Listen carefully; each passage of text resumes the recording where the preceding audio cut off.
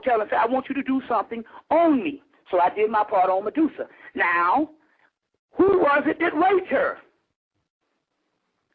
Poseidon. Poseidon is in the ocean. Is in the ocean. So, you got her going and sacking the temple and putting Nashville underwater. You see, putting Nashville underwater, which is also her attacking Athena, who cursed her. And there's Poseidon has to be dealt with. Bingo, water, oil spill. But there's a silver lining to the oil spill story. Silver lining. While you're looking at it as a tragedy there, it's a silver lining to that. We'll get into that in a few minutes. So, this Medusa thing, you see what I'm saying, is very key on, is very key on, in connection with this lost room. Now, let me go into another thing. Somebody gave us some tickets to go to this aquarium. They got an aquarium in Atlanta, which is the biggest in America now. They did this thing 2-3 years ago. It's the biggest in America. So we go to this thing, go through it, and it's unbelievable, fascinating. These sharks, these whales, and all this stuff here. On the way out, Yemaya said, you got to bring me a present back. Yemaya, if you don't know, is the African deity or the Yoruba deity that is over the ocean. Yes. Over the sea. She's also called Madre de Agua. In Palo, mother of the water. Yemaya, so we brought her this thing that goes back and forth, and it's got these waves, and it's got these people in there surfing or whatever, to put on her altar. Nevertheless, there's something that happened, and this is the other part of the story.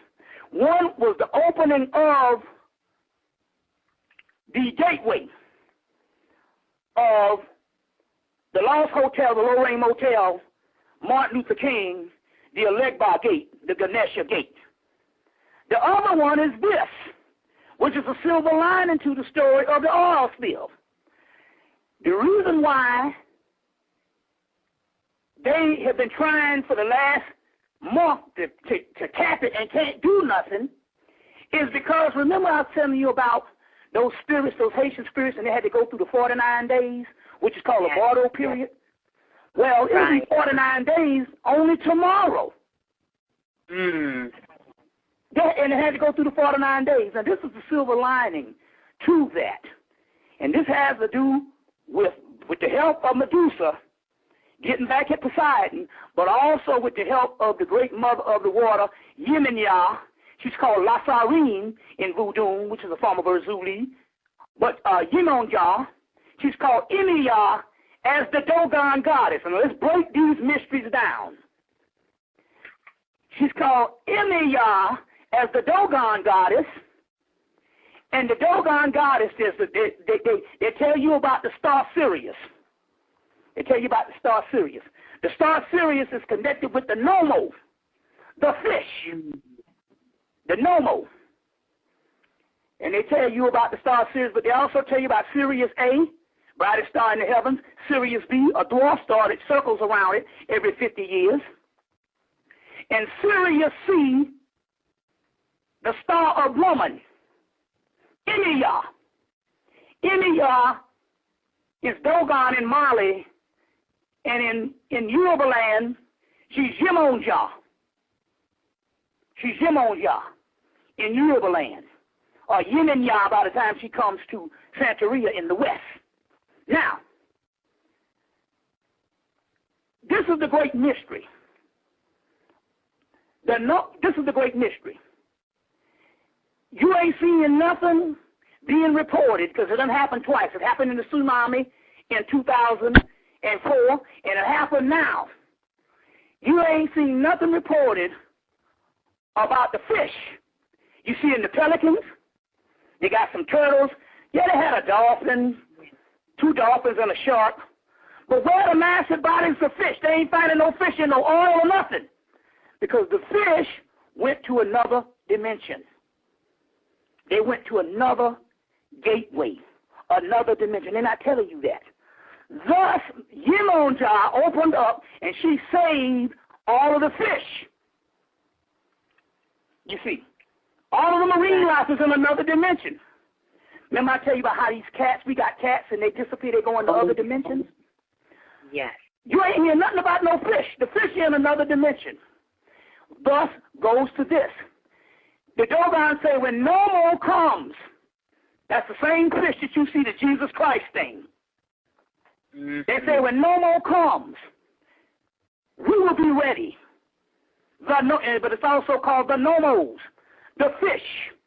Now check this out. She opened up a doorway, and those fish went into another dimension. That's why they told us to go to the aquarium and look in that aquarium, because some of the fish that was in that ocean is now in that damn aquarium and around the earth. See, it's interesting here because, see, the Exxon Valdez, when that hit, they said every fish that was in there that was native to Alaska, they said those fish never returned. You see, they didn't say there was only species native to America to that point. No, they got the same ones around the world. No, those fish left and they never came back.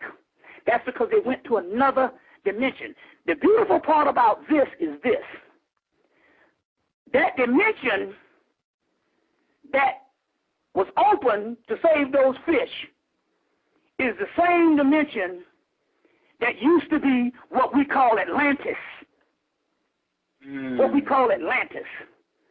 And they say the sign of Gemini, in the signs of Gemini in Dion Fortune's Cosmic Doctrine book, the signs of Gemini that influence the last days of Atlantis in the future will influence the days